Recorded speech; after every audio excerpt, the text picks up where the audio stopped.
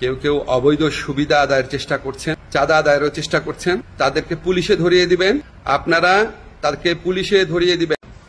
আসসালামু আলাইকুম। আমার ফেসবুকে যারা আছেন আপনাদের সবাইকে শুভেচ্ছা জানাচ্ছি। আপনাদেরকে একটা গুরুত্বপূর্ণ জিনিস বলতে চাচ্ছি।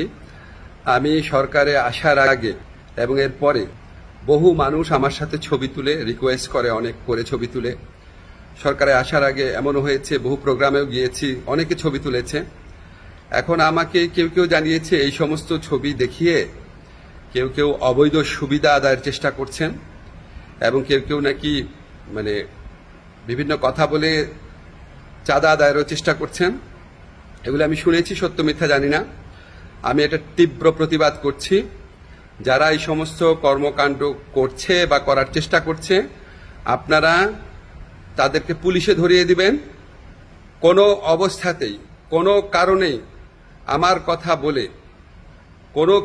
কোনো কারণে কেউ যদি কোনো রকম চাঁদা আদায়ের বা অবৈধ সুবিধা আদায়ের চেষ্টা করে, আপনারা তাদেরকে পুলিশে ধরিয়ে দিবেন, মামলা করবেন।